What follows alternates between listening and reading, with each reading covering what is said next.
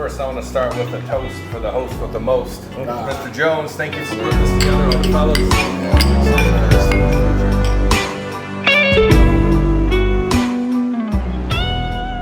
Let me introduce everybody to the table. This is the Don today, you know what I'm saying? He got the hat on. It's my man Joe Slicker, B-Mac here. It's my brother Trey, and this is Dylan, aka my real estate guru, my real estate mentor. All right, what's going on, everybody out there in YouTube world, YouTube land? I'm with a couple guys today, and I'm gonna call this cigar convos. Just guys chilling, hanging out. We're gonna talk about some real life stuff. We're all fathers here at the table. Also, some of us have businesses as well, but man, just welcome to the cigar shop, man. Welcome to the cigar table, and we just gonna get to talking. So hopefully y'all enjoy this content, and make sure y'all hit the like button and also subscribe, and make sure y'all leave some comments. Y'all may like some things people say, you may not. That's the whole point of it, all right?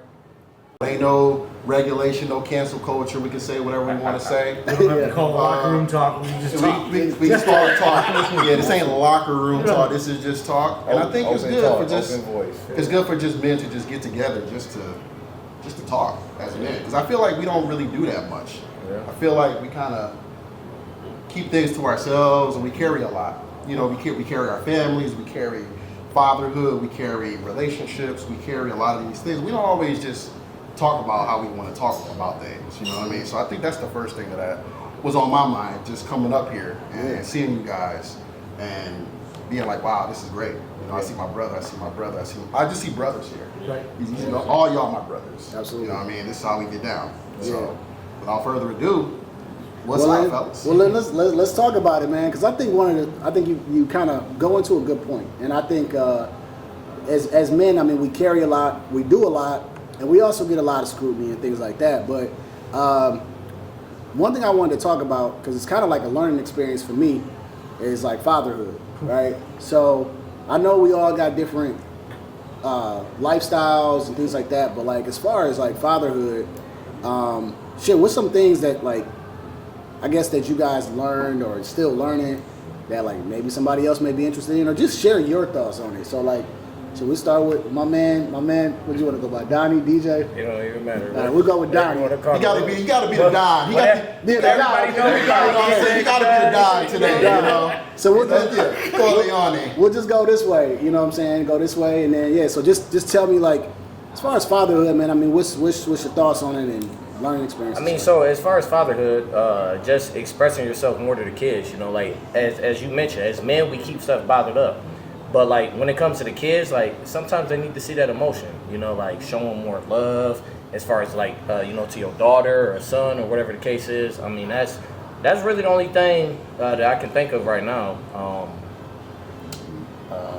I really can't think of anything else. No, that's good. Yeah, because I mean, we have a lot to share. A lot of times, most of us, we don't really share a lot of how we feel and shit. I mean, we got to figure it out. We always in figure it out mode. Mm-hmm. But yeah, you know, having to share that emotion is definitely important. You know what I'm saying? Yeah, for sure. Sometimes, you know, I try not to share too much emotion, but you know, we human beings and shit. What about you, Joe? What's some things you learned? I got a daughter. I don't have a choice but to show emotion. I'll tell you one thing I didn't realize when it came down to parenthood was, you know, you're programmed for so long, like figure out what's your identity. And at some point, like you have to realize it may not actually be you. Your identity might be creating the person who's going to make the change. So I was always told, make a difference, make a difference, make a difference. So I've always done my best to make a difference. But now I'm starting to realize that maybe the difference that I'm supposed to be making is creating a human being that's not a burden on other people who will eventually make the ultimate difference. So I don't know. I mean, I'll tell you, it's definitely purpose. I mean, I have so much more purpose as an adult. Having a child, I'd be a mess if I was an adult without one, to be perfectly honest with you. Yeah. She definitely brought it. I remember thinking when I was told we were pregnant, I was like, it's got to be a boy. I was raised by a single mother, two older sisters, surrounded by all women. Every animal we ever had, female. Like there was no men. So I remember thinking, it's got to be a boy. Got to have a boy.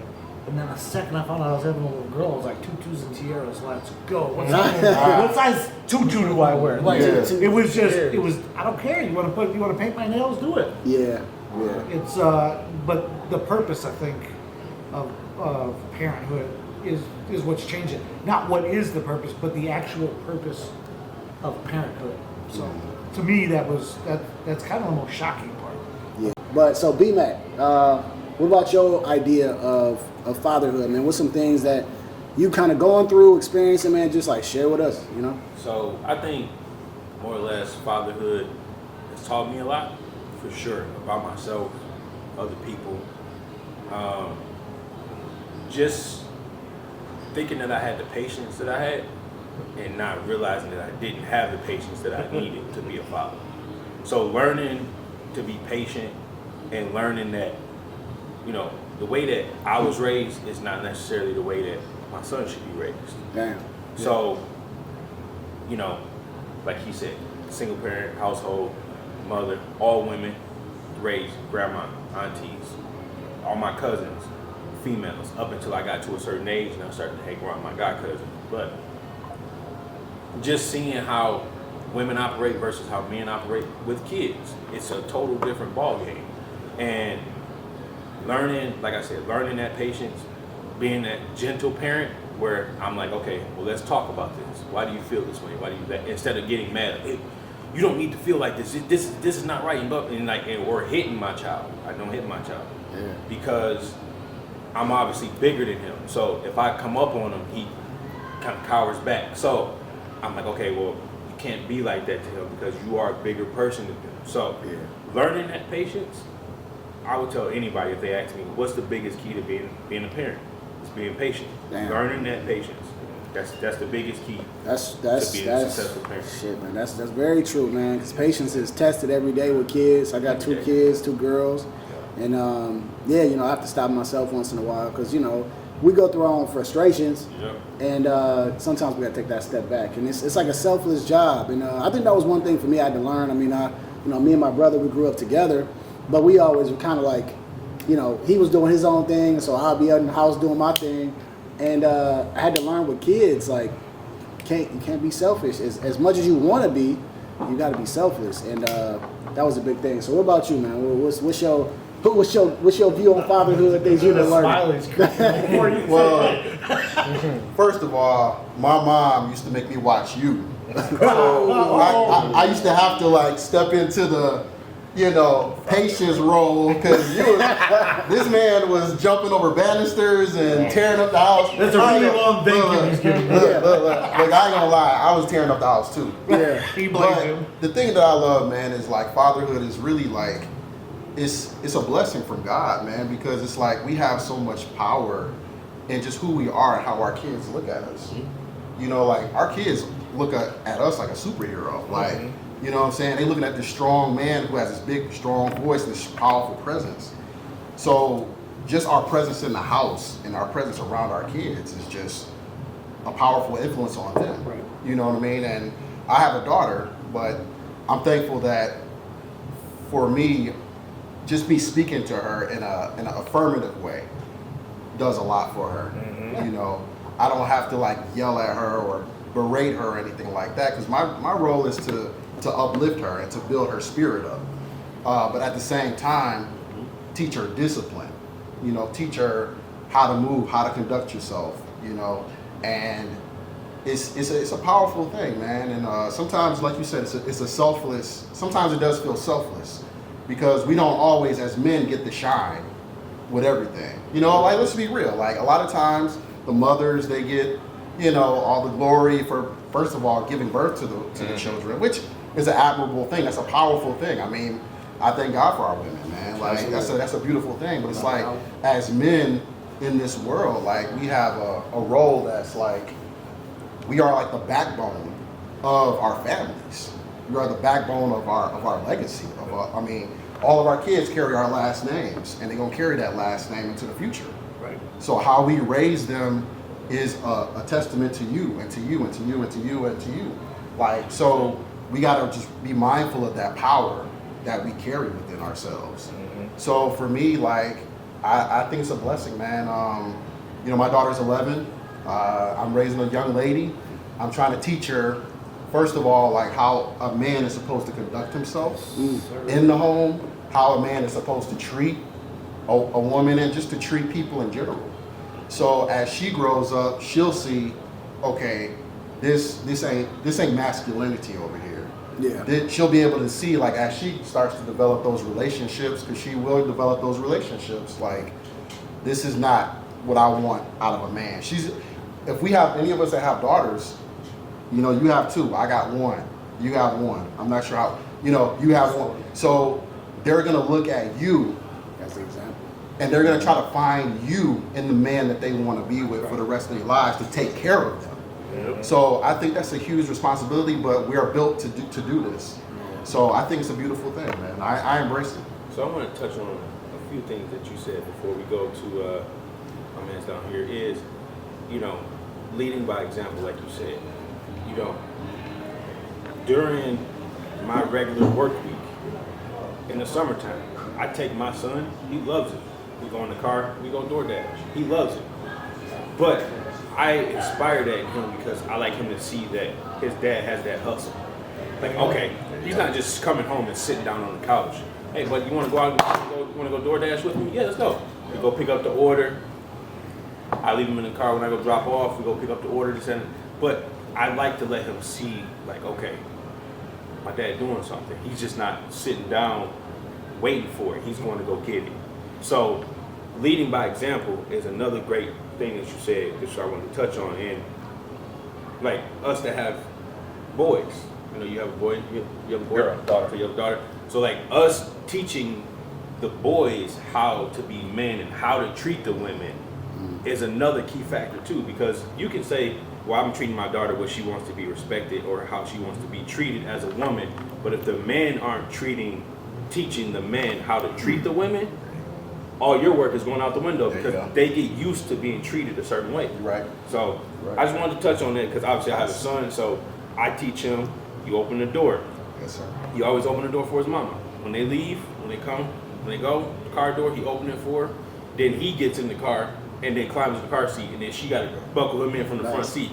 So it's like, but I'm like, okay, I can get what you're trying to do, but you got to do it a different way, brother. Yeah. So Kids learn a lot. They learn quick. Man. What you were just talking about, we'll definitely expand on too. Okay. Talking about the hustle too. Okay. Because I feel like that's a big part of the parenthood as well. Yeah. So what about you, Dylan? What's some things you kind of got from fatherhood? Some things you can kind of share, man.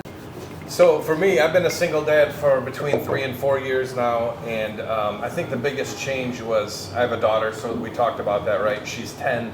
Big difference between 1 year old, 3 years old, 5, 7. It just keeps jumping, right? Mm-hmm. So like for me, spending more time with her, actually turning everything off, my brain, my phone, the business I'm in real estate, developing, flipping, building, doing all that stuff, and kind of changing my whole business so I could spend more time with her, driving her to school, picking her up. Since the divorce happened, I moved about 40 minutes away in the morning, which I knew was going to be a long ride, but every day I got 40 minutes there, 40 minutes back. 5, 6 hours later, 40 minutes there, 40 minutes back. So I had to change my whole business. Like we were talking earlier a little bit, I was talking about changing my business a bit, that's why. But I've also figured out how to make just as much money probably doing what I'm doing now. Still in real estate, just a little bit of a shift. But fatherhood, I mean, it's changed my whole entire life. I waited till I was 37 to have a kid. Yeah, it's it just changes everything. The way you look at every day, the way I grew up at Brady Bunch. Nobody in my family is divorced. So I'm probably like the only one at the table who can say like, I never had a problem in life, just created my own. So now seeing her, just like you guys have already talked about, it's tough going last. My job is to make her a lady, make her understand how men should be treating her when the time comes. Hopefully it's in like 20 years, not 10, right? When she's like, yeah. But just game changing for me. And even before I came here, she's with my parents right now. I wanted to go over there just for an hour just to see her, you know, because like just that extra hour just to say hi, you know? So. Well then, I want to bring in my man Joe. I was just pretty much just starting the video off. My man Joe. Also, assalamu alaikum too, my man. So I wanted to say, we talking about fatherhood. You know what I'm saying? Like things you learn, what's your view on it? And so I just wanted you to talk about it. So just, your mic's right there, so go ahead. I mean, it's one of the most important things as men to establish a purpose, I think. First and foremost, I think your blessings, your children, obviously. And For me personally, I kind of was picking up on some of the things you said. I have 2 boys, 2 girls. Typically, I treat my young ladies as I would want my wife to treat me, so that they understand what, it's like a give and take, I guess, and then as well as my boys. I give them the tutelage to be providers, the tutelage to be leaders in just every sense of the word, whether it be financial, physical, emotional, spiritual. Just it's kind of like the duality, I guess, for me. Yeah, I mean that's kind of a rough thing. All right, for sure. I mean, my last little take on it, man, y'all all said some things. This is why I love coming to Cigar Bar, just in general, because I get to hear people's different perspective. If I sit down and I listen to somebody, I usually always try to take something home whenever I leave a cigar bar, and I got a lot of shit to take home today. For me, man, it's the thought. It's a scary thought, but it's the thought of like, man, one day I'm not gonna be here, and my kids are gonna be here, hopefully, and I gotta teach them everything that I have learned to this point in life, whether it's finance, whether it's just being a person, and I definitely want to teach my little girls, which I think is tough because I ain't gonna lie, man, I was kind of a scumbag, when it came to single life. So it's maybe God's way of saying, hey, listen, slow down, and I have to learn a lot, and I got to teach them some valuable things. I got to teach them what a man looks like. So, when it comes to my wife, I try to be the example that I would want them to marry.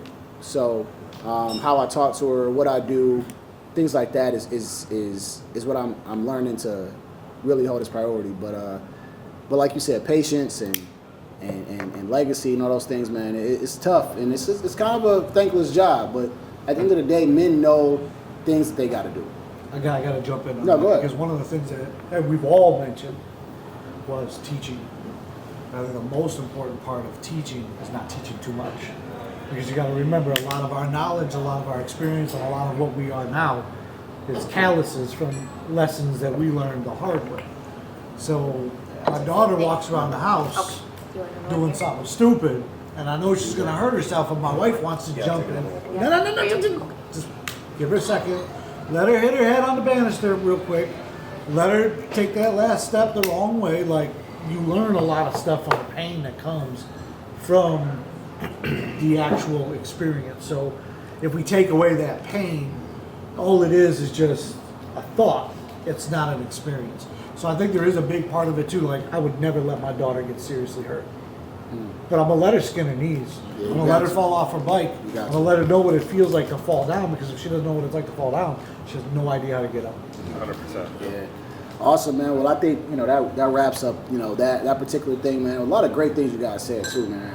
But again, some shit I can take home, because, we Real quick though, all need help. as you were saying that, so how do you feel about, like, as fathers, we're like the providers, right? But we still want our kids to kind of learn how to make it in the world. We don't want to just be like the bank account, you know what I'm saying, and be like, oh, daddy gonna take care of me. Like, there still has to be that. I'm gonna give you exactly where I told you we were about to go when you talk about the hustle.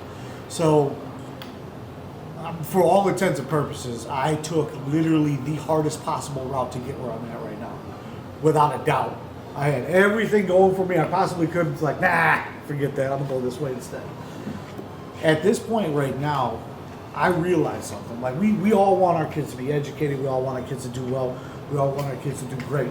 But they're not all going to be on that same path. It's not a cookie cutter. I never read any of the books about kids when my wife was pregnant, because they don't know my kid. They don't know me. They don't know my wife. This means nothing to me. All this is words, and you did great selling your book. The thing is like, my wife and I started a couple small businesses. Now, I sell cars for a living. I will modestly say I do very, very, very, very well selling cars. We have no need for a side business, but I started 2 of them during COVID. And one of the things my wife asked, so what is our main purpose? I said, Cece. My daughter's name is Cecilia. I said, Cece. She goes, what do you mean? I said, when she's 18, I want her to have a choice, because I didn't. I want her to have a choice. Listen, she may not say, I want to be a doctor, I want to be a lawyer, I want to do this. She may not be ready for 4 more years of school. Okay. Go take yourself a business class. Learn how to run this business that your mother and I started. There you go. Take it. Put me in the nicest home you possibly can when it's There you go. But at the same time, like, I feel like there's a huge importance behind letting them know that there is no chill with me. Sunday we're gonna rest, but understand this head is never rested. Because I told your mother I'm gonna provide for her. And when she had you, I made that promise. The second you came out, it's the first thing I whispered in your ear. I got you. Like that's it. So yeah, I'm on this. Like this is you are my mission. My mission is to make sure that you have everything you need and nothing more. I'm similar with that. My oldest he'll be 10 next week, and anything that he wants that isn't a necessity, I make him go out and do things with the business. I make him okay. We're doing some door-to-door marketing today. Oh, door-to-door. My man, listen, that's why I cut my teeth was door-to-door. So good for You you. get out there, you take these flyers, you put them on the door. If you happen to see someone, you come out there, hey, I want to shoot a commercial for my business. I want to kind of do it myself, so I'm going to utilize my children. But they'll receive a compensation for what they're doing, but that goes into, now, do you want to spend all of your money having fun, or how do you, and it's teaching them now, because I didn't learn about finances really until 25. Shit, we don't learn none of that shit in school. No. We gotta learn that in life. That's the biggest fail. The craziest thing is I took business math in high school. I played football, so I'm doing this for a grade kind of deal. So everything you just said right there is literally across the board, whether it be my two boys or my two girls. You're going to learn and earn your complete Right. keep. Now, I'm going to provide it for you. Absolutely. You didn't ask to be. But everything that you have is because you earned it. Right. So when you get older, you're not expecting it. And it's time for you to celebrate your win. You don't have to say, my dad helped. No, listen. I was there. I was cheering you on. You did that shit.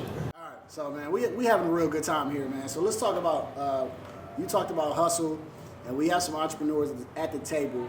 So I think it's a good time to just talk about what businesses that you have, and you know, promote all day, and then just talk about like finance, business, whatever thing that you learn that you think is beneficial for somebody else to learn, because there's a lot of shit that we've learned through business, through, you know, whether we've had it for a few years that we didn't know when we first started, we didn't know when we were younger. So let's get into it. My man Don, the Don to the left of me. So I feel like this is the most important conversation, to be honest. Most people aren't financially literate. So I think like the baseline of it is knowing your expenses and your income. If you don't know how much you're bringing in and how much going out, you'll never succeed. So I mean, before you can even start a business, that's like the baseline of it. So as far as businesses, I own a trucking company and I got some rentals. So Doorman. huh? You're the doorman. Doorman. Trying to get more rentals, but you know, you got to start somewhere. And I don't come from a financially literate family at all by any means. So just growing up the way I grew up, you know, it showed me that I didn't want to be like that. So I started learning, reading books, YouTube University, you know, and that's really where it's at. Like you can learn anything on YouTube.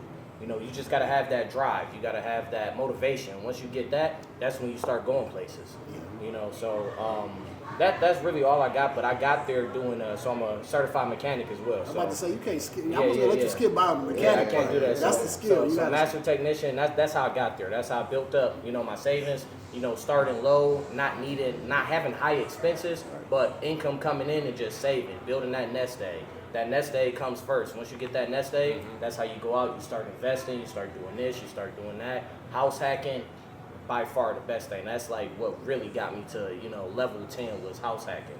Other than that, I mean, I don't know. Yeah, financially literate. And Yeah. I think the house hacking, if I could just throw in one little freaking thing, I think that a lot of people should do it. And I'm mad that I never did it. Yeah. But house hacking is basically where you buy like a multifamily unit, duplex, triplex, and you go live in it for your first house. And then you rent out the other unit. So they're really paying your mortgage or a part of your mortgage. And I'm like, man, if I would have known that, like when we was fucking like, you know, roommates and shit, I would have done it. I was trying to do that. But like, that's what I would do for my first property, because the biggest expense is housing. And so if you can start off with like having a tenant or something, man, by the time 5-10 years come down the road, it's a great strategy. But It's really rinse and repeat. Like you said, that's what I did. So I rented in Royal Oak for 6 years and paid over 100,000 in rent money that you're never gonna get back. So why do that when you could just build equity? So I bought my first duplex, moved in there, and as he said, you know, you just you get a tenant in there. They paid all of my rent, not even my rent, my mortgage. Now I'm living for free. So now that money that I was paying in Royal Oak is like.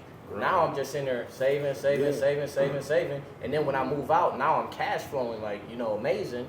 And that also comes with other territories, you know, knowing what areas to buy in, what the rent is in that area. But that's kind of a different topic. So but, great strategy, house hacking. Yep. My man Joe Slicker, man, go ahead, tell Complete us what you do. Complete opposite. And then get into it. Complete money degenerate from like birth. Legitimately fired from 13 different jobs before I even turned 18 years old. Did not know that I could talk and make money. Like, had no idea it was a thing. So having the last name Slicker, like, that's rough. Like, there's two meanings for that if you look it up in the dictionary, no joke. If you Google right now the word Slicker, the first definition is raincoat. The second definition is the person who is smooth and persuasive, yet untrustworthy. So that's the bottom of that hill. Not the trustworthy part, but smooth. No, but that's what I'm saying. Like that, and I was told that for the first time. I was selling windows for Hanson's Windows, and I was sitting down with this 70-year-old man, and I told him my last name, and he just started laughing. He asked me to leave his house, and I said, I don't know what's happening here. Like, what? He goes, hold on. And he went and grabbed a dictionary from the early 30s, and he showed me this, and I was like, damn. All right, well, I get it. But when you said knocking doors, like, that was the very first time I ever made money off my voice. Was knocking doors, going door to door. And I was like, man, I went in every day loving it. And everybody else hated coming into work. I was like, let's go, get in the van. We got to get out to the neighborhood. I got to talk to people. And then that kind of grew into sales and speaking. And I did motivational speaking for about 10 years as like a side thing. And then at one point I just kind of sat around and I was like, I spent so much time just trying to get into the highest level of management I could, and I realized there's no point to it. Like, I know me, I know what I'm capable of doing. I don't want to be in charge of anybody. So when I went into car sales, I'm telling you, I jumped into a pool with piranhas. And I'm like, and having the last name Slicker, like, again, didn't match up well. But I remember day one, I was so excited to take my first customer. First time in front end sales in like 10 years. And the first customer looked at me and goes, okay, good, you didn't show. Where's Ken sit? And I went, oh, he sits over there. Next customer comes in, all right, here we go. This is it, I'm getting this one. Where's Jim sit? And I went, oh, shit. So I'm doing sales in Romeo at Heidi Bright Chevrolet, where there's 4 guys that have been there for 30 plus years, born, raised in Romeo, do all their business in Romeo. Everybody knows them. I said, if I do this, I'm going to be nothing but a Walmart greeter. Like, that's it. Damn. So what do? I created Slicker's Auto Spot on Facebook. And I said, you know what? There's a woman named Mari Smith. I call her the queen of Facebook. And she said, if you want people to give you their money, give them something for free. So I said, you know what? Screw it. I'm going to give everybody everything I can for free. All the information I know about cars, everything I know about buying cars the right way. Yeah. And it blew up. It blew up so much to the point that we broke Google. People were calling my cell phone on the weekends, asking to make service appointments. I'm like, what the hell's going on? I looked up Google, and Slicker's Auto Spot was a department of Heidi Bright Chevrolet. For Google, I went, all right, I did something right. You figured it out. Yeah. So it was a big part for me. I was like, all right, well, this is it. This is what I'm going to do. But I call myself an ethical car salesman because there's not a single person that I've looked at as a dollar sign. I've always looked at it as like, how many cars can I sell you? How long can I be your guy? And every single person that I've talked to, it's been, I mean, you know the neighborhood. We got 296 houses in the neighborhood. I have 189 cars in the sub. Yeah. Like, oh yeah. I drive through the sub and I see my license plate covers on every other car. And I'm like, these are my neighbors. These are my people. Like, and you need an oil change, call me. You take my car for the day, I'll take your car for the oil change. Yeah, you selling everybody in my subdivision. When I go on our little HOA page, Joe sells the cars. Joe sells the cars. Here's the crazier part. Now, we do 4 parties in the subdivision every year. Summer Bash, Cookies with Santa, a Halloween party, and Easter egg hunt. Every single one of them are paid for by me in the dealership. Fully. Nice. I got pictures everywhere. You show up to Cookies with Santa, there's me right there. With my sign, like, so like that's our sub. But so my wife and I started our two small businesses. The Slickers Exotic Rentals, like, listen, that was my way to weasel my way into whatever car I wanted without having to pay for it. Man. Fell on its face. But the Slickers Outdoor Games, it blew up. All we do is we rent cornhole boards, we rent giant Connect 4s and photo booths, and booming right now. But it's all referral based. For sure. Our No website. marketing at all. No, that's it. That's it. So. Very much. For sure. So, one of the hardest men working at the table. When I first met him, I was at a cigar bar in Birmingham. He told me about his business, and then I actually got to know him. I'm like, man, you be working a lot, bro. So, tell people what you do, Joe, and then just tell us what you kind of learned as far as business. I'm Joe again. I own a landscaping company, Glenscape. So I do pretty much any outdoor service needed at that point. Mowing, pavers, retaining walls, removal, installs, whatever, pretty much. Light concrete, not too heavy. But you gotta speak up, man. You no, got my some bad. confidence. Go ahead. I started off as a welder for 7 years. A couple injuries with that. Didn't see any real growth in the space. It was kind of like you were saying. It was like a family and friends kind of deal at the building. So you kind of come in low, man. You really don't get to grow unless you're a Scot. So any of the Scots, they all were the people moving up. Unlike you, being able to kind of finesse my name to build community, it's not like a personal thing. So I kind of took the money I made from that, and I just said, you know what, I'm gonna do something that I enjoy, and I will always enjoy yard work. Went out, bought a truck, bought a mower, bought a trailer, jumped out, and just like you said, going to doors. Hey, should I cut your grass? $20, $30, whatever. Build that up. Year one. I started in June of 2020, I believe that was. I made about 45 to 60 grand, give or take, between June and December, just cutting grass. And then I said, oh shit, well, let's double that. And this is no marketing, it's not even. Yeah. And then the following year, my goal is kind of similar to yours.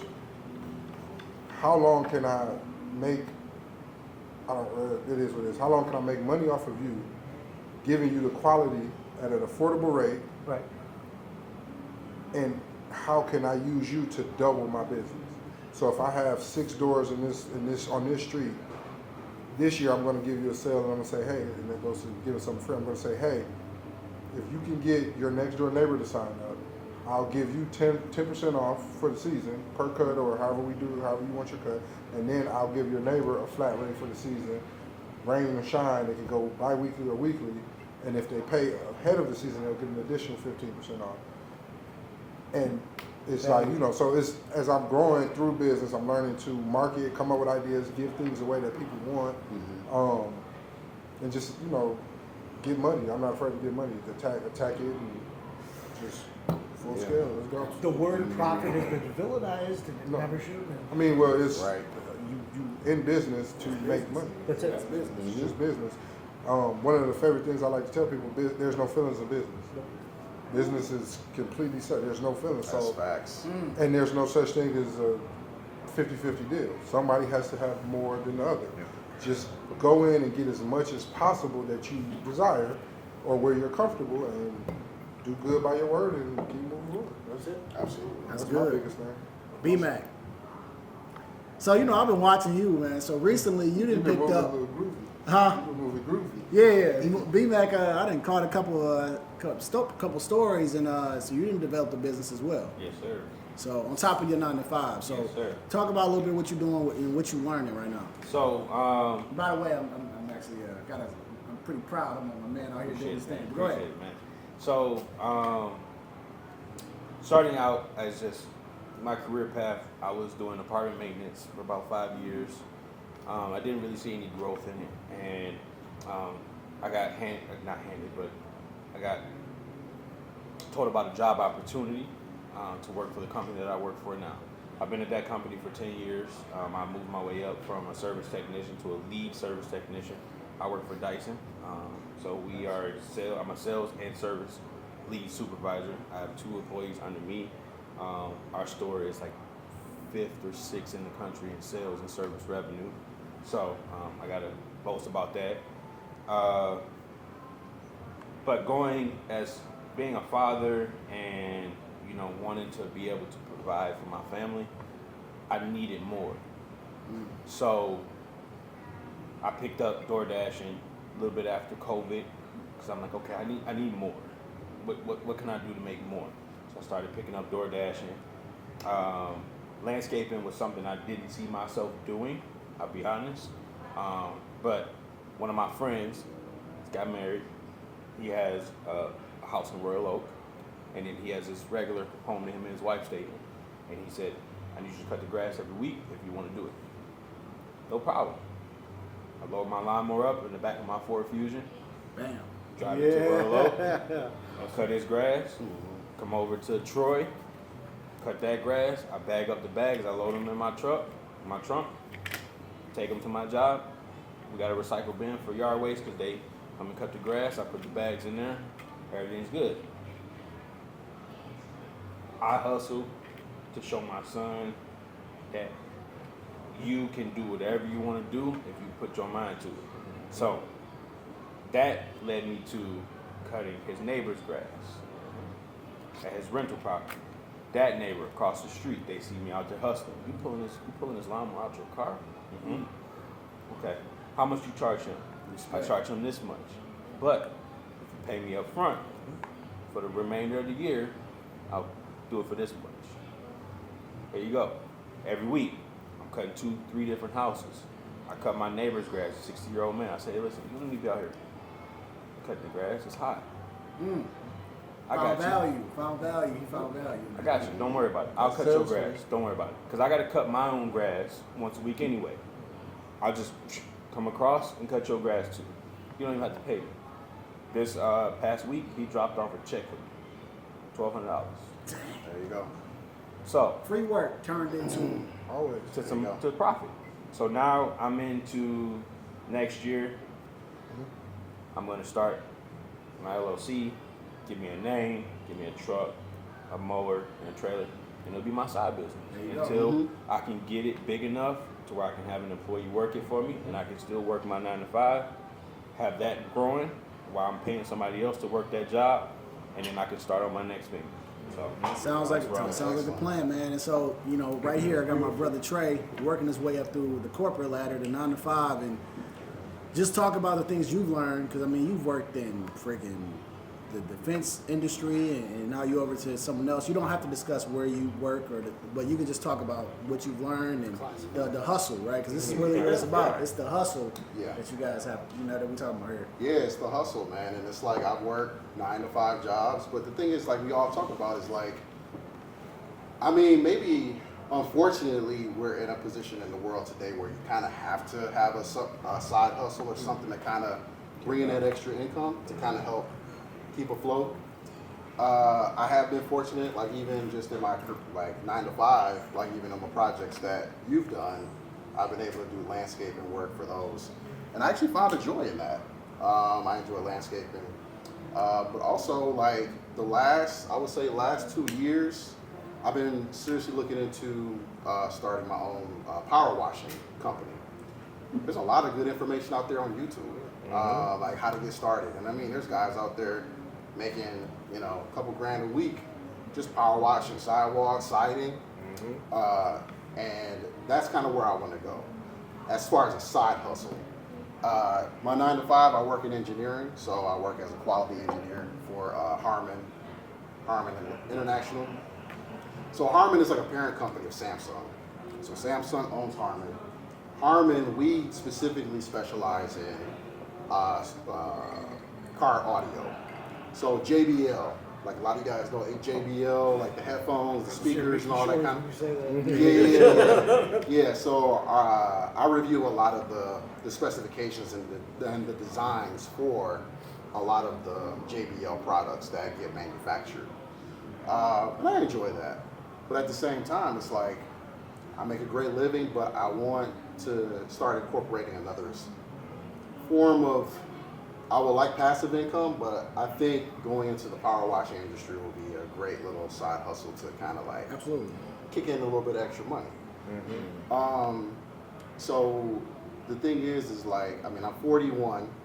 You know, I'm doing great. I mean, I got a nice 401k. All the things are going pretty well, but at the same time, it's like, okay, you know. That 401 is a good thing, man. It is. It's a blessing, you know, matching, all that good stuff or whatever. You know, so, but I think somebody talked about doing what you love or what you're passionate about or just what you're good at. And when you do what you love and what you're good at, it doesn't feel like work. Nah. So that's the thing. And well, I do have an LLC. It's Trivinity Productions, because I started that 3-4 years ago. Trivinity Productions was kind of like a business idea I had for doing photography, video, like my man Rob here, and I still might get into that. You know, so I kind of have a few different ideas that I got going on that I would like to start pretty soon. But yeah, I think, you know, all of us have that hustle mentality, and I think that's important, man. I think, you know, and I think that's just a masculine thing to do, is to always find ways to like provide, because as men we like to provide. We want to, I mean, not just to provide, but I mean, we like nice things for ourselves too. Yeah, absolutely. You know what I mean? Like, Y'all suited booted today, so hold on. Yeah, I mean, you got the velvet. What is that, velvet? So it's like, yeah, I mean, you know, providing. Yes, we want to be, you know, providers for our family, but we want a nice living for ourselves. We like nice things. You know what I mean? And so yeah, I think my direction is to get involved in a couple of different things over the next couple of years. But God has been good, man. I'm blessed. Yeah. It seems like we're all blessed. We got good, you know, good testimonies about like where we're going in life and what we're doing. Yeah. So, you know, that's where I'm at. For sure. And then my man Dylan, man. This is Dylan is secretly my real estate mentor, guru, a guy I learned a lot from. I've kind of seen through the years. So just kind of talk about like, you know, what you do and man, what that experience has been like, because you shared some great things with me. Yeah, so I started just like all you guys, hustling when I was a kid, cutting grass, doing baseball card shows, all that, like when I was still getting driven, begging to get a job, begging to have my mom or dad drop me off to go wash dishes for $3.85 an hour.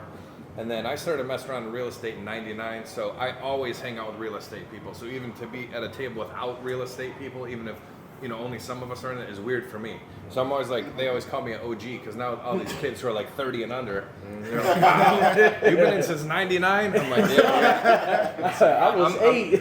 I'm actually the old head in the room, I think, today, you know. So, but I still do side hustles too, but they're all in real estate. So I started flipping houses, building, did my first subdivision about 5 years ago. And all along that way, I started doing coaching and mentoring, because I started my own groups, more for real estate investing than just agents. And then I kind of fell in love with that part of it, helping other people. The more you help other people, the more money you're going to make, right? Mm-hmm. And then my connection just grew and grew and grew. And same thing in high school, like Joe was talking about, like, you know, I was always the connect back in the day, for whatever that was. We get into talking about. Wait, what's the statute of limitations? We need some legal advice. Man, even back then, I was putting in kickers in people's cars, and I mean, I'm going back to 1990, so it was back in the day, right? But yeah, I mean, just always hustling, and now even in real estate, I always have a separate side hustle. Today, I worked all day until I had to get in the shower and come here, just working on a new community that I'm building for real estate agents. And I think like one good tip we talked about with the hustle, but being smarter than just hustling, like Don said, a lot of people don't know all the different tax advantages. So all of us starting side businesses, getting a $1,200 check, that becomes $900 because we got to pay the man, right? Right. So how do we not pay him legally? Pay your kids. And like one big thing, a lot of you guys know about like self-directed IRAs. So I got my daughter a self-directed IRA when she was 6 months old, and we're all here in Detroit. So in Michigan, you can, and this is federal, but they can make like $6,000 a year, and and you have to pay the state 10%. So you got to pay them $500-600. But I've been putting $6,000 a year into her self-directed, and what a lot of people don't understand, they think that they can't touch that until they retire. But this is a Roth, so she can use it for school without any penalties. She could use it for a wedding.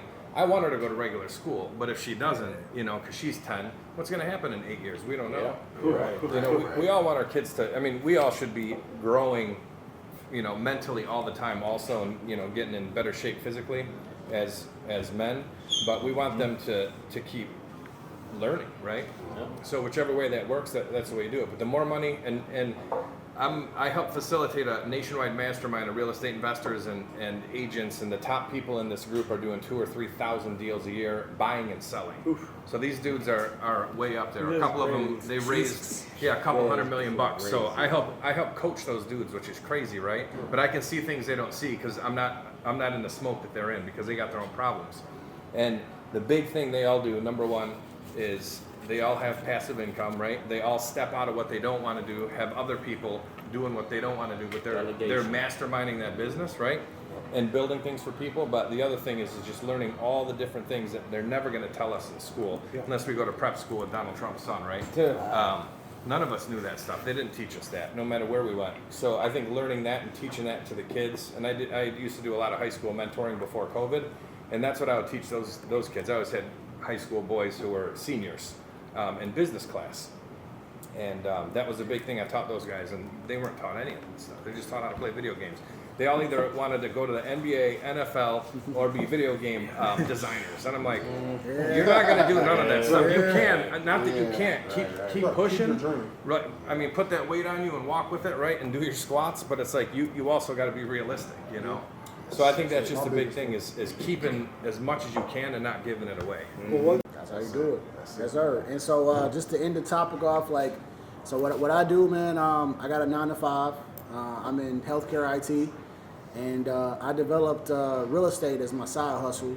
I had a couple entrepreneur things before that. Like I tried a clothing company, right? And that just kind of just taught me a little bit about business. It was a failed business, but I learned a lot through that failure. And then one day, man, it was a Sunday. I remember I had my daughter, and it was a Sunday. I was looking at YouTube, bro, and I was like, man, I'm the same way that every one of y'all thought. I need more money, right? Because the 9 to 5 is only going to give me exactly what I signed up on that offer letter, which is this much money. I can make a little bit more over time, but I'm like, I can't really live the life that I would like to live unless I actually develop a side business or something that I love to do. And so I wrote down 10 ideas, and I put it in my safe, and I went back to that thing for the next 2.5 weeks. And I said, whatever it is that I'm going to do next, it's got to be something I want to do. And if I fail, at least it's something that I tried. And it was real estate. And I said, I know I can buy a fucking house at least in 3 years if I fail. Like, if I buy one house, I'm going to learn a lot, I'm going to enjoy it. And real estate was the next thing that I decided to pick up. And honestly, man, I what's that, trial by error. I learned a lot of shit. I just tried different things, and all of a sudden, man, I started stumbling upon, like, oh, I closed this deal, I closed that deal. One of the first things I came across was wholesaling, which was learning how to basically sell an off-market house, a real shitty house that nobody wants, that investors like. But if you can bring that deal to an investor, they'll pay you whatever that deal is, right? So you can make $5,000, and I haven't made this, but people can make $50,000 on a deal. I said, cool. So I learned wholesaling, I started learning it, and through that experience, I started seeing that, like, man, maybe one day I could flip a house, you know, because I'm selling houses to these guys, and I'm learning the game through them, how they're getting the money. And I'm like, wait a minute. So you mean to tell me that you guys aren't actually coming up with your own money? Y'all using other people's money. And I learned that from selling houses, and then I came across real estate. And thankfully, to this day, I own 3 rental properties. I've been able to flip some. They're not that smart, but they know how to use their resources. And so then so then I came across real estate, and that's what I do on my side hustle. And it's probably been one of the best things that I've done, right? So like I can provide for my family.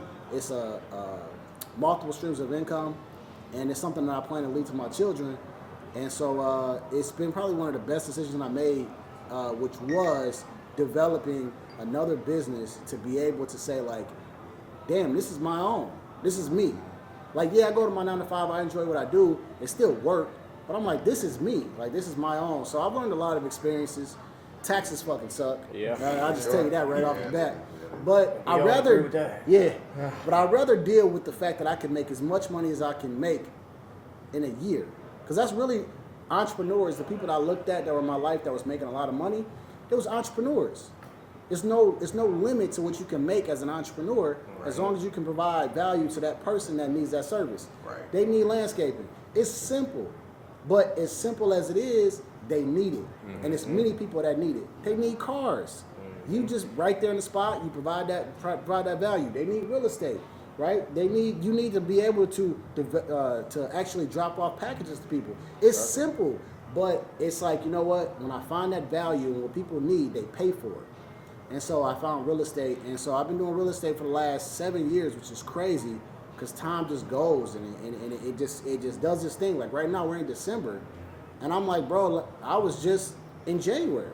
Yep. So I learned that time. Yeah, I learned that time is like it's valuable to you when you're young, but you don't want to waste that time because that shit just keeps going. Yeah, so through real estate, I've been able to develop something good. I really wish more people, and I'm gonna say more lazy people would realize that they need that more than they would ever understand. When I was teaching sales, there was a thing I used to call the carpenter effect. A carpenter leaves the job at the end of the day with something he can look back on and say, I built that, and go to the job the next day. Same thing with landscaping though too. You stop at a certain point and say, all right, there's my progress, that's what I did. The people who are lazy, who are not taking that step, have nothing from one day to the next to say, yesterday I was worth something. Yeah. And today, by finishing this project, I'm worth even more. So for me, when I would talk to anybody that just didn't know, all right, hopefully I'm not going off here. I've got one story I got to tell. There was one guy that I talked to. He was a trucker. Horrible back issues. His spine was, he would walk all messed up. And I just asked him, I said, what are you passionate about? He goes, oh, I love music. I said, you love music? He goes, yes. I said, why don't you do something with music? He goes, not everybody's a musician. I said, no, hold on. I'm not saying go out there and be Led Zeppelin today. Yeah. But you love music. Mm-hmm. You got a basement? He goes, yeah, I got a basement. I said, turn your basement into a studio, rent it out to people. Mm-hmm. Do you know how many people out there right now are just looking for a space that they can pay you $50 so they can just go into it and just bam, get their thoughts off? They're not trying to produce anything to make money, They need a but place. they need space. Right. That's their gym. Right. So now guess what? Your passion is going to start paying you. And he just looked at me and goes, really? He's been 2 years now. He's got his own studio in his basement. He has people in and out constantly. He's not making $1 million, but he's like, I'm around music all the time, all different genres of music. So if more people would look at it as, it's not getting up, oh, I gotta do this. It's getting up, damn, I get to do this. Right. Like, Right. I'm physically able to do it, mentally capable of doing it. I mean, that's a huge deal that more people would realize, like, it's there for you. All right, so I think we got to talk about the inevitable, man. And I want to talk to the single guys at the table, and then we'll get into the married people. Because I've just been hearing, I was in the sauna with a 25-year-old. His name was Marquise, real cool guy. He was like, man, the dating market is trash. And I was like, do tell, young man, tell me more. And he was just like, man, the things I got to do for a date and what their expectations are is crazy. So I wanted to hear from the single people because I've been out the game for a while, but talk to the people and talk to them about this dating world. So single people could go ahead. Yeah, man, the dating world is crazy. To be honest, single after 14 years, getting into the dating pool, like just trying to hit girls up, like, hey, they won't even respond. Like they want something different. Like their expectations is just so high. Like, oh, I want this. Like you got to come in with something different. Like something new. Like I'm not even playing. Like it's crazy. It's like, what's wrong with hey? Like what else you want me to start a relation? That CashApp. Look, exactly, a conversation on first. That's crazy. It's just like the foundation. Going in, then. Okay. It's just like it's really crazy right now. I honestly don't even know. Like just dealing with these females nowadays, and they're so hurt from all their past relationships. They carrying it over. They won't let this go. They won't let that go, and then they expect just money. It's like I don't even know you yet. I couldn't be out there. I'm No, going to assume, oh my bad, I mean, No, go ahead. I'm going to assume when we say the separate from married, we're separating married and single as dating or Yeah. small relationship, Dating. but married is okay. So just wanted to make that duality real quick. But to piggyback off of you, it is Kanye West said Instagram got your bitch. excuse me, Yes. Instagram got you beat. Facts. What a lot of people took that as is not what I took it as. My perception of it was when you get on Instagram, you have access to every man that is on the social platform. Some financially comfortable, some pump faking, some not. When you see these guys that are in that financial position to choose who they like, they have the cars, the houses, the money, the jewelry. It's enticing to these women now, and they think every man is that, and they don't know the numbers.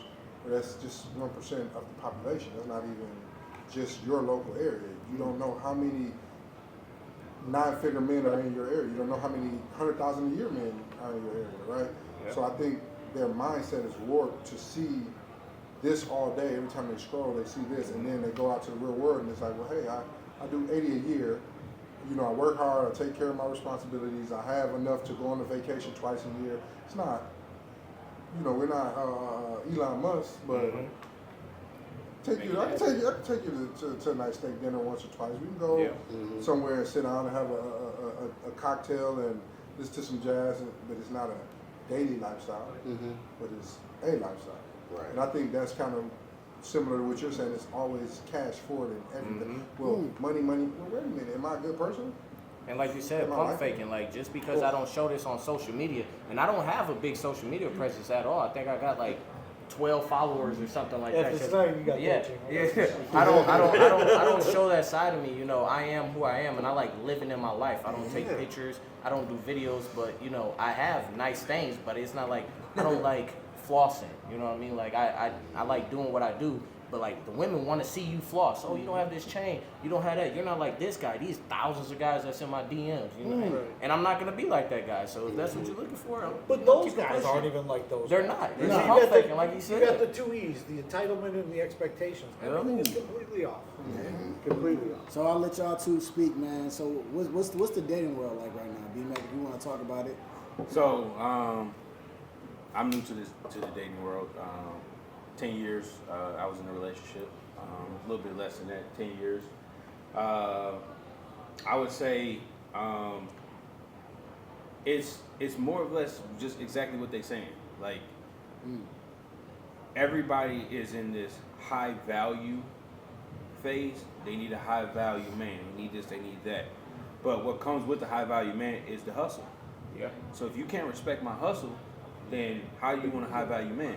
Because you either want, and I don't know who said this, but you either want a man that don't have nothing, that can give you all the time in the world, or you can get you a man that hustles and that he has just the time that he has to spend with you, the time that he has to spend with you. So with me being out here, like it's hard, man, because it's like I do hustle.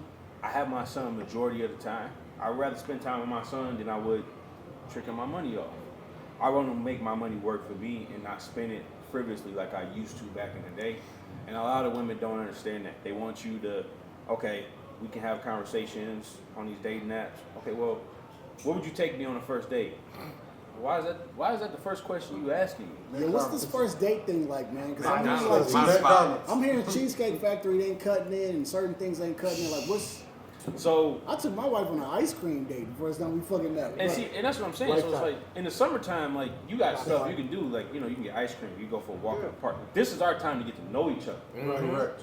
You're not supposed to know my pockets or know what I got going on. I'm supposed to be getting to know you as a person. And also that first date is huge because if you set that tone that I'm taking you here, they're gonna expect that every single time. Like, Start the race like how that's you that's finish not really where it's at. Like let's start off slow, let's get to know each other, see if that vibe's there, and if it's not, then you know we go our separate ways. Right. Like I'm not about to be going here every single day spending $300, $400. My Like, first and then date- they like ordering everything. They're like, oh, let me get this, let me get this. And it's like, So I always tell this story, right? I went on a date. like we going half 50-50? I went on a date and the young lady talked about how she's just is, oh, I go to these restaurants and blah, blah, blah, blah, blah.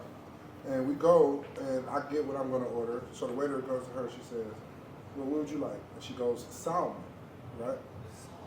She pissed me off completely. I said, wait a minute. What did you order? And she was like, salmon. I was like, fuck is that? Like, it's salmon. It's not. With the Long John Silver's, you didn't go to the real How restaurant. do you, if you partake in these establishments, you have been corrected by every waiter in the establishment because they're going to say the salmon. Okay, how would you like this cooked? Blah blah blah blah. For you to not understand the difference and what it actually is, because what is not a real fish? She's pump faking. You're pump faking, and it was just like I'm like, Damn. from now on, first days we go on the walk. We go hang out. We go get some ice cream and go to Panera. Let's co-work together.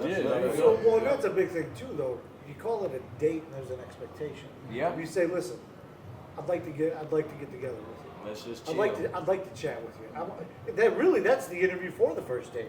Do I want to go on a date with you? Like, are you worth my time and am I worth your time? It's both ways. Yeah. Right. My wife and I's first date was Lifetime Fitness. I was working there at the time. We went rock climbing on the rock wall, and then we went to Boston's right afterwards.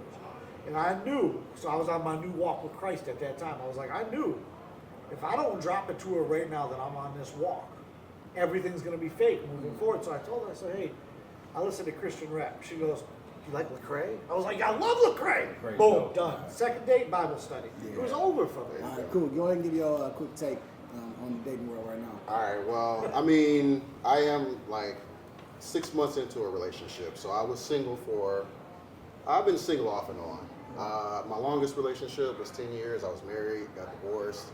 So, I experienced all the dating apps, Hinge, Bumble, all the, stuff. But the thing that I always kept in mind was the fact that unfortunately women now on social media have so many dudes hitting them up all the time, 24/7. So my thing was always go for the girl that likes you. So basically, I put up my dating profile. I made it, straightforward, had good pictures and everything about myself. And I wasn't preoccupied with just hitting up every girl. I was like, nah, fuck that. That's a waste of time. And it's a waste of your energy because the thing is every girl wants you to have this unique, amazing opening discussion, right? Yeah. And it's like, but at the same time, I'm like, well, if you need that from me, then clearly you're not, based on what you see from my profile and what you see in my pictures, you're not really feeling me like that. So I learned to filter out girls really quickly. Fortunately, I had an experience with the woman that I'm dating now, 6 months into a relationship. She hit me up. Well, congrats And on that. she started the conversation. And she said, wow, you seem like a top tier guy. I would like to get to know you. Would you like to go out? So she actually Initiated. proposed the date to me. Did Which she was take you like- out for salmon? Salmon? The salmon. That's So right. So and the thing was like I was like, wow, I was blown away because I'm like, that shit just never happens. You know what I'm saying? So we go out on the date. She was actually nervous and feeling like anxious to meet me. And that's how you kind of want the woman to feel. You want her to feel like, oh my God, this guy. Because when it's the other way around and you're the one chasing, I feel like chasing is important as a man, but I feel like it works so much better when the woman is actually excited about you. That way you know you got her attention. Yeah. And she's not worried about all of the DMs she's getting. Exactly. So we go out on a date. We had a great conversation. She was literally at the bar taking shots because she was like, oh my God, this guy's coming. Like, I come in smooth, start the conversation. Everything was butter.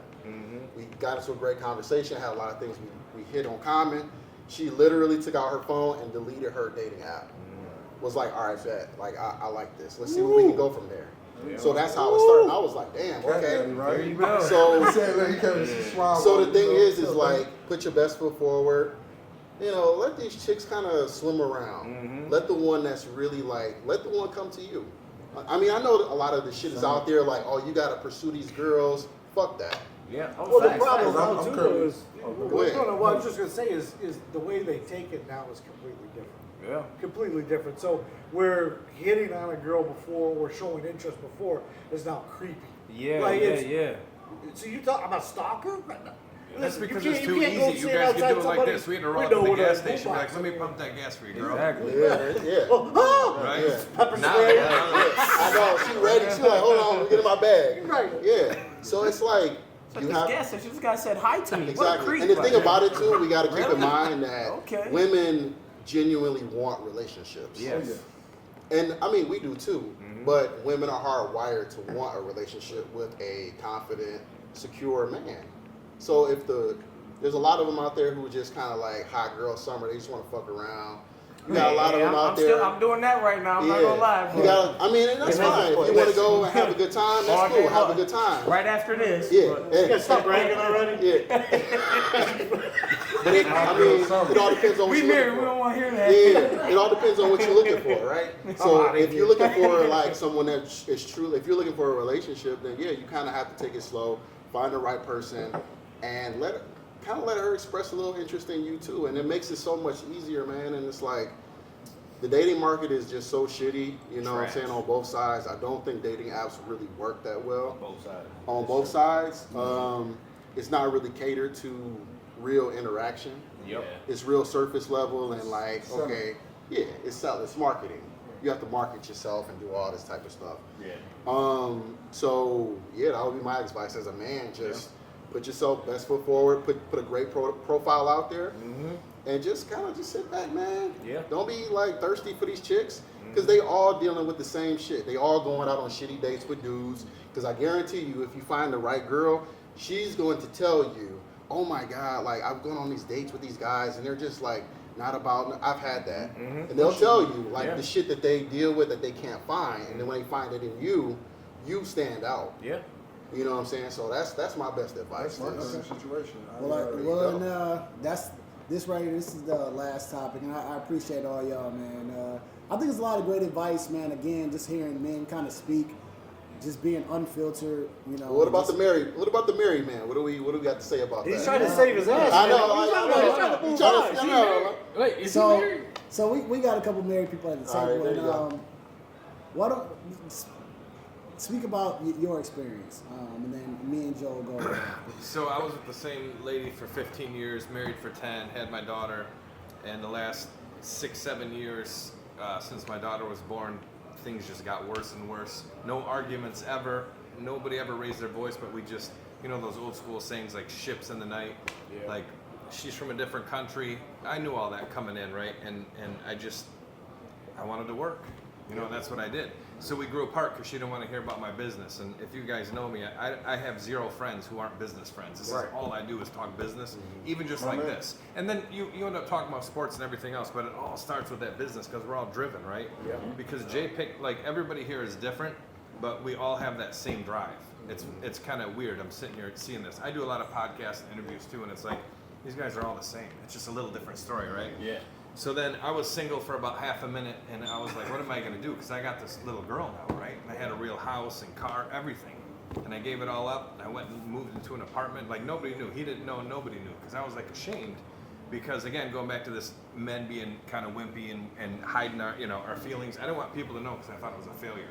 Yeah. Especially these people who I'm coaching nationwide. These guys are looking at me like I'm something, and I'm failing in my own life, right?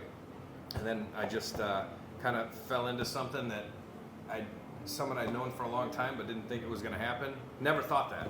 And then it did, and now, like, ever since that happened, because I don't know Rochelle well, but I know Jay well, right? So I see that they're like partners. Even if they're not partners in real estate, they're basically partners, right?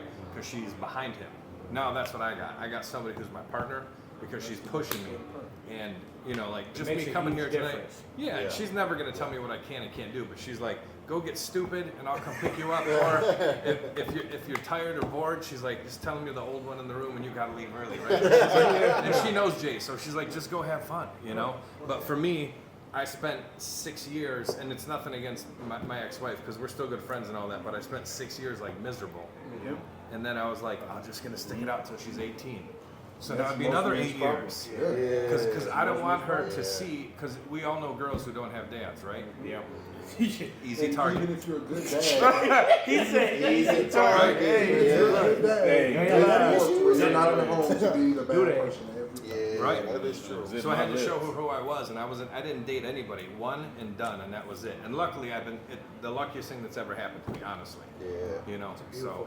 Well, the thing I learned too, because I was divorced. I got divorced in 2016. Was I tried to stay in it for the kids. You know what I'm saying? And it's like that doesn't work.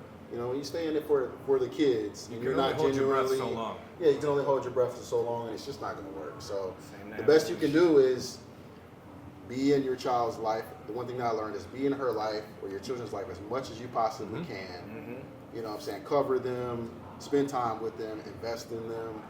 And even though they don't see you every single day, when they see you, they get a lot out of that time with you. And it matters. And it matters a lot. Yeah. So, yeah. All right. Well, for sure, man. Well, I hope you guys enjoyed this cigar convo with a bunch of good guys, man. Different perspectives, and this is real. This is reality. This is what we go through. Some people may not really hear how we feel, but this is a sentiment of how some men feel. Whether it's relationships, politics, and men, we know we got to provide. And I understand that today we got like this toxic masculinity thing going on, but we're just real men here at this table. We're just talking about real things we go through, and we're human beings like anybody else. So I hope you guys enjoy the conversations from everybody here. And I handpicked everybody for a reason. And of course, I have other friends, and there's no slight to them at all, but I think these guys had a lot to share. And I hope you guys enjoy. So again, I hope you guys hit the like button, subscribe. If you want to see more of this, man, just hit the thumbs up button or thumbs up in the comments. And I would love to do more because nothing better than having cigars and food with these guys, and we'll order soon and talking real stuff, man. So thank you, Donnie. Appreciate you, Joe. Appreciate you, Joe. Appreciate you, D-Mac, Trey, my man Dylan. And I'll also link their socials in my description below so you guys can follow them. They got great perspectives, man. So with that being said, at the end of the day, this is chess, not checkers, and I'm gonna see y'all